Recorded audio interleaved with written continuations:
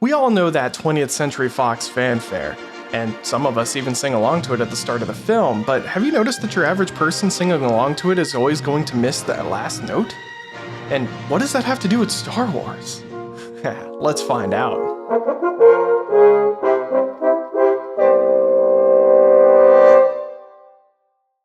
The note in question was part of a sequence added by the original fanfare composer Alfred Newman in 1954, dubbed the CinemaScope extension. This was used in about 10 to 12 films between 54 and 65, and then it was just phased out and wasn't used again for another 12 years. The reason is simply that studio logos were being phased out in general, and films were taking on a new direction, even in the music, where scores tended to be more in line with popular music or jazzy soundtracks at the time.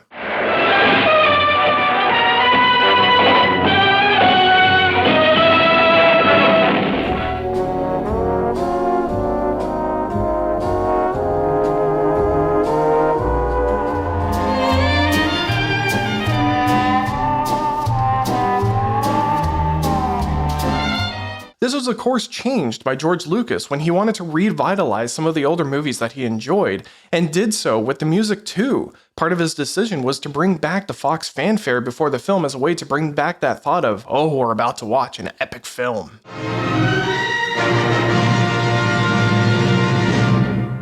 Pair that with the opening chord to Star Wars and... Wait, are those the same chord?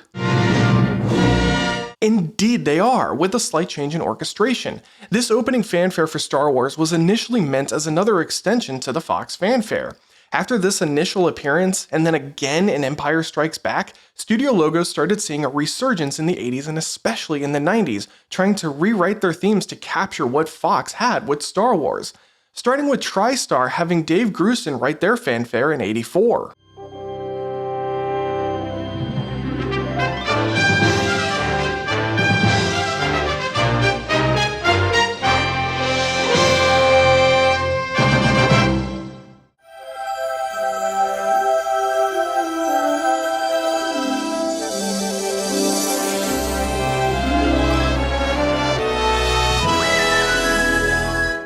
Columbia Pictures had Jonathan Elias write their theme in the early 90s, debuting in the film Last Action Hero.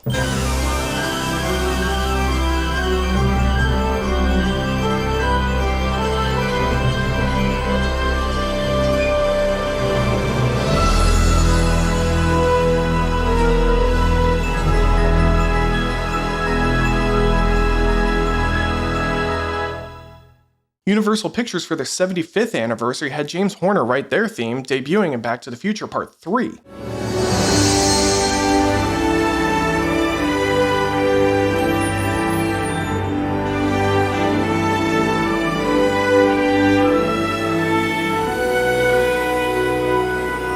They had him write another a few years later.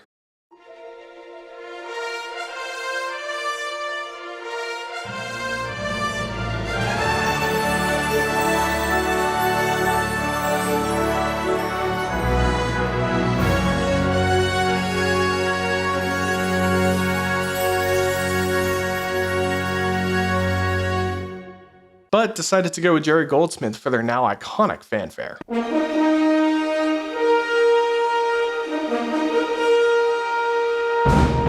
Hollywood Pictures snagged the new upcoming composer at the time, Danny Elfman, to write their fanfare in '90.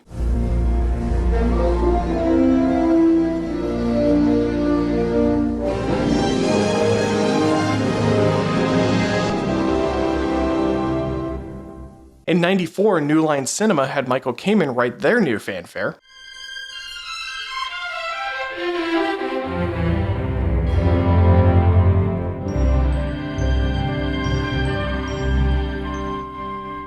(1492) Pictures got Hans Zimmer for their logo in '95.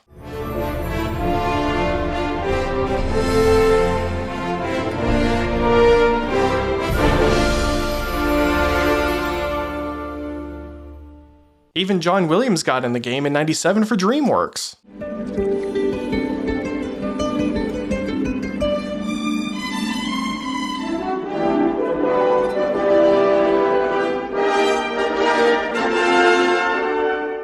And I know what you're thinking, I didn't skip Paramount, they just didn't join in until 2011 with Michael Giacchino writing that fanfare.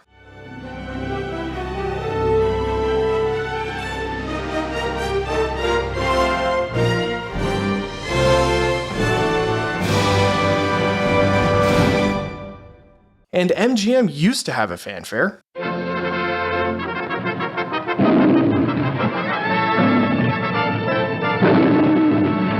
But they stopped using it during this era in the 80s and 90s, only having a short-lived one in the mid-2000s.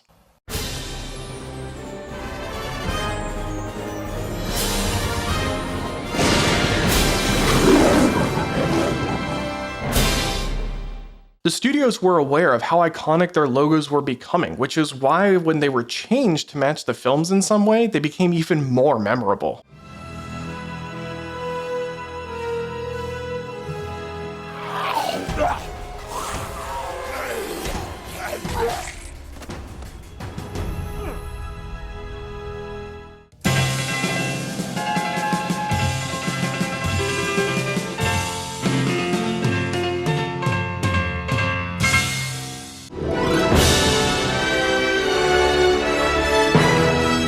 This just goes to show how iconic that 20th Century Fox fanfare was becoming, partly in thanks to Star Wars. But how do I know that no one can sing the last note right? Well, it comes down to how funny and real to life these two film openings are.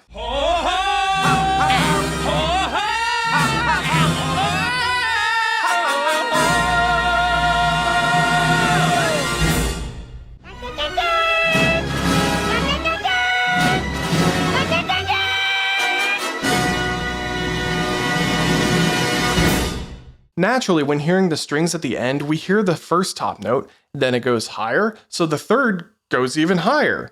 But we can't find that pitch. That's because the pitch from the second and the third call are actually the same note. Just listen to this 4-year-old singing it and accidentally going too high, then lowering back down.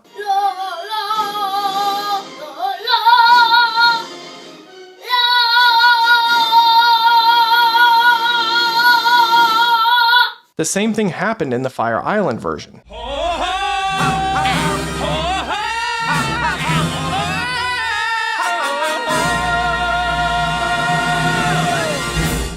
That's also why the Simpsons version works so well, since the pitch rises each time, but wouldn't have had the same effect if the last pitch was sung down a step.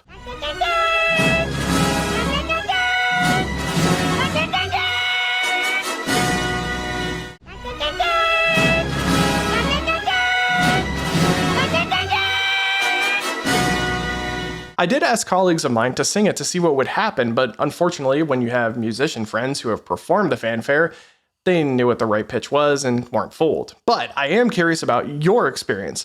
Do you sing along to that fanfare, and do you sing the last note too high or find it hard to find the right pitch?